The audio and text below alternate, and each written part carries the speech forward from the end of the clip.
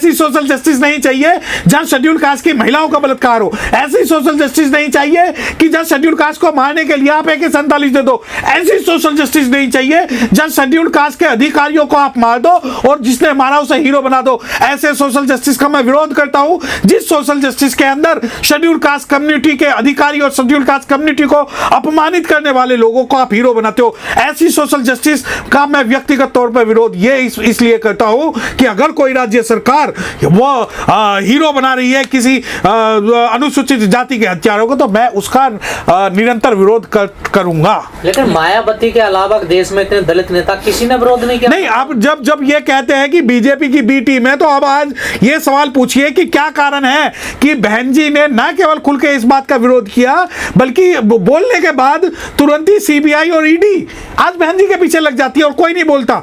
तीसरी बात, मैं आपको एक बात बता दूं कि बहन जी ने कम से कम खुल के इस बात को समर्थन दिया कि मैं J कृष्णैया जो एक अनुसूचित जाति समुदाय से आती है, मैं उसके साथ खड़ी हूं और उसके जो हत्यारे हैं उनको रिहा न किया जाए। अब आप ये देखिए कि भारत के अंदर एक लॉबी है IAS IPS लॉबी।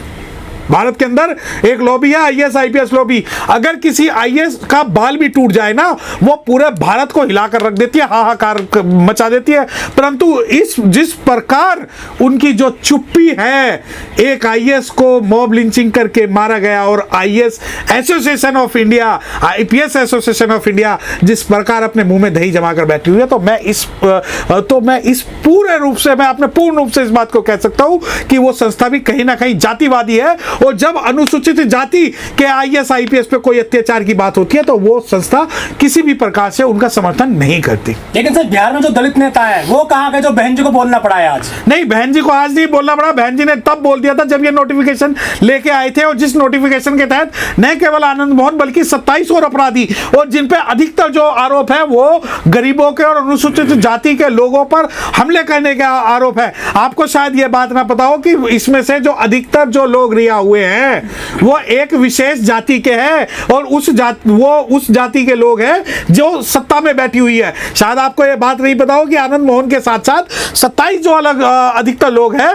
वो विशेष उन्हीं की जाति के जो सत्ता में बैठी हुई है। दूसरी बात, बहन जी ने कम से कम अपनी प्रमुखता से बात उठाई, और मैं बहन जी के इस कथन के साथ खड़ा हूं कि हम जो है इस बात का विरोध करते हैं कि हमारा किसी भी व्यक्ति के हत्यारों को इस प्रकार जो है जेल से रिहा किया जाए। देखिए, फूलपुर बातें हो या बथानी टोला हो या रणवीर सेना के द्वारा मारे गए हमारे लोग हो, उन सभी को कहीं ना कहीं सत्ता का संरक्षण प्राप्त था। और सत्ता के अंदर, बिहार के अंदर अगर कोई व्यक्ति बैठे थे तो वो व्यक्ति बैठे थे जिन्होंने आज आनंद मोहन को रिहा किया है। मैं आपको बता दूं कि बथानीपुर टोला और फूलपुर बातें और लक्ष्मणपुर बातें, इन नरसंहारों को हम नहीं भूले और ना ही भूलेंगे। और मैं आपको बता दूं कि चाहे हो जाए कि ये सत्ता और सरकार उनको आज चाहे रिहा करा दे और सबूतों के अभाव में आज सभी को रिहा करा दे, और जो रणवीर सेना का मुखिया है जिसको ये अपना आदर्श मानते हैं, चाहे ये उसे भी श्रद्धांजलि अर्पित कर दे। लेकिन मैं बता दूं कि बहुजन समाज जो है इस बात से अवगत है कि आप लोग आज प्रत्यक्ष और अप्रत्यक्ष रूप से हम पर क्या अत्याचार कर रहे हो और किस प्रकार की राजनीति कर रहे हो। शेड्यूल कास्ट कम्युनिटी ये बोलती है कि SC ST OBC हम बहुजन समाज बनाएंगे, माइनॉरिटी मिलकर बनाएंगे, और आप जो है बहुजन समाज के अनुसूचित जाति के हत्यारों को आप महामंडित करके आप उन्हें अगर जेल से बाहर निकालोगे तो ऐसा गठबंधन हमें नहीं चाहिए, बिल्कुल नहीं चाहिए। लेकिन आनंद मोहन कह रहे मैं मायावती को तो नहीं जानता, कलावती को जानता हूं। ऐसा वो जान जाएंगे, चाहे कलावती को जाने या मायावती को जाने, उनके सपनों में भी ना कलावती तो कलावती, अभी तो पता नहीं कितनी कितनी वती आएंगी। लेकिन मैं बता दूं आपको, जो जिस प्रकार वो सोच रहे हैं कि वो जो किसी भी अरे गहरे नत्थू खैरे सीट से चुनाव जीत के अगर वो सोच रहे हैं कि मैं बहन जी से बड़ा नेता हूं, तो बहन जी से बड़े नेता अभी तक वो ना बने हैं और ना ही बनेंगे। तो क्या उन्हें ये जाति का घमंड है? ये जाति का, अरे कैसी बात कर रहे हो, जाति का ही तो घमंड है कि वो बहुजन समाज की अनुसूचित जाति की उस महिला का अपमान कर रहा है, जिस महिला 4 बार भारत के सबसे बड़े स्टेट की मुख्यमंत्री बनी। ये जाति का घमंडी तो है जो वो खुल के अपने लड़के की सगाई में आते हैं और वहां बैठ के कांग्रेस भी उनके समर्थन में फैसला देती है, बीजेपी भी देती है और तेजस्वी भी देते हैं और सरकार भी देती है। ये जाति का ही घमंड है। आप ये देखिए ना ना कि अगर भारत में अगर ये जय कृष्णैया अगर किसी दूसरी कम्युनिटी से होते, किसी दूसरी जाति से होते तो हाहाकार हो जाता। आज तक पूरे विश्व में, मैं भारत ही नहीं कह रहा, पूरे विश्व में ऐसा कोई मामला नहीं हुआ जिसके अंदर इतने बर्बर तरीके से किसी वरिष्ठ अधिकारी की हत्या की हो। और ये जो ये षड्यंत्र करके इसको बाहर निकाल के सिर्फ इस वजह से कि आपको बिहार के अंदर जो अपनी राजनीति करनी है, बिहार के अंदर एक विशेष वोट बैंक को अपने पास लेना है, इसलिए आप अगर ये उसको छोड़ रहे हैं तो ये चीजें जो है। तेजस्वी यादव का सामाजिक न्याय है। नहीं, तेजस्वी यादव का सामाजिक न्याय तो यही है, जब वो उत्तर प्रदेश आते हैं तो बहन जी के मामले में सवाल पूछने पर वो नीतीश यादव उठ के चले जाते हैं। यही इनका सामाजिक न्याय है कि अपनी टीम में किसी भी अनुसूचित जाति के लोगों को रखने में इन्हें शर्म आती है।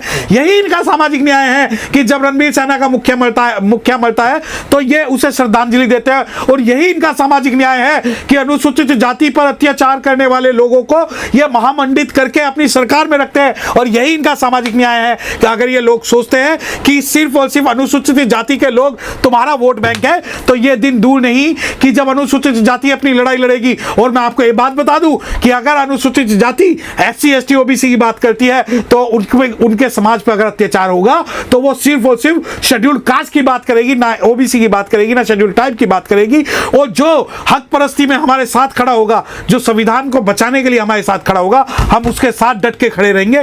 परंतु अगर आप हमारे समाज के पे अत्याचार करने वालों को, बलात्कारियों को, हत्यारों को, दंगाइयों को अगर इस प्रकार का आप समर्थन करेंगे तो इस सामाजिक न्याय के अंदर चाहे आप कुछ भी मारिए, अनुसूचित जाति अपनी लड़ाई जो है अकेले लड़ेगी। कि ये जो सुशासन बाबू हैं, ये अगर कोई शेड्यूल कास्ट की या शेड्यूल ट्राइब की हत्या हो जाती है तो उस पर ये बोलते नहीं है। आप ऐसा नहीं है कि सुशासन जो बाबू है, आनंद मोहन की बात पर सुशासन बाबू का आप तमगा दे रहे हैं। मैं आपको एक बात बता दूं कि जब DM जय कृष्णैया की हत्या हुई और पूरे भारत में IAS लॉबी का आक्रोश रहा और अब भारत के अंदर पहली बार किसी राजनेता को जो इतनी बड़ी सजा हुई और उसको रिहा करना, ये सुशासन की पोल खोलता है। और कहीं ना कहीं ये पोल भी खोलता है कि किस प्रकार बिहार सरकार, न केवल बिहार सरकार बल्कि केंद्र सरकार, दोनों के दोनों इस मामले में मिले हुए हैं कि किस प्रकार की अनुसूचित जाति के एक IAS की हत्या के बाद जिस प्रकार संशोधन करके कारावास अधिनियम में संशोधन करके जिस प्रकार उनको रिहा किया गया, वो निंदनीय ही नहीं, शर्मनाक है। कहा जा रहा है कि तेजस्वी के दबाव में रहे नीतीश। ना देखिए, आप अगर ये सोचते हैं कि तेजस्वी के दबाव में नीतीश है तो भूल जाए, आपको शायद इसकी पटकथा नहीं पता। पटकथा यह है कि वो हत्यारा जो है जेल से बाहर आता है, अपने बेटे की शादी करता है, सगाई करता है, उसको पैरोल मिलती है, उसके अंदर बीजेपी के नेता भी आते हैं, कांग्रेस के नेता भी आते हैं, और जिसकी शादी है चेतन आनंद की, वो खुद RJD से विधायक है। तो कांग्रेस, भाजपा और RJD तीनों मिलते हैं और एक प्लान बनाते हैं कि किस प्रकार एक दलित अधिकारी के हत्यारे को रिहा किया जाए। आपको शायद ये बात नहीं पता कि कांग्रेस का जो प्रदेश अध्यक्ष है उसने इसकी रिहाई का स्वागत किया है और समर्थन दिया है। और अगर आप ये सोचते हो कि ये सारा का सारा जो है तेजस्वी यादव के कहने में चीजें हुई है, तो ऐसा नहीं है। ये सारी की सारी मैंने क्या बताया कि ये लोग मिलते हैं, अपनी 15 दिन की जब पैरोल मिलती है उसमें कांग्रेस, बीजेपी, RJD और ये चारों पांचों लोग मिलते हैं और वो डिसाइड करते हैं कि भाई ठीक है, अब इसको जो है 248(1) के अंदर में जो कारावास अधिनियम है उसमें संशोधन जो अपवाद था, उसके अंदर अपवाद ये था कि अगर कोई लोक सेवक को मारेगा तो उसे जो है जो उसकी अवधि होगी वो जीवन पर्यंत होगी।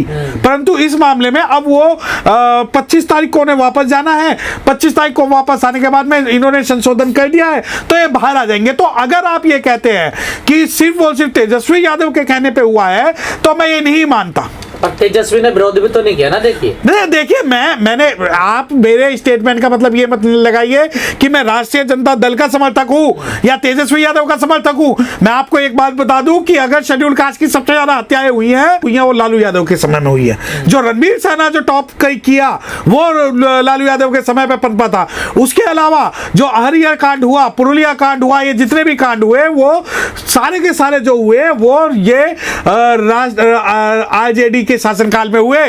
और अब जब ये बात हुई है तो तेजस्वी यादव का ना बोलना न केवल उसकी मूक सहमति है, बल्कि ये सहमति भी है कि हम जो है बिहार के अंदर किसी भी प्रकार से जो है अनुसूचित जाति के लोगों की आवाज नहीं बनेंगे। ये देखिए, मैं आपको एक चैनल, आपके चैनल के माध्यम से एक बात बोल देता हूं, क्लियर बात।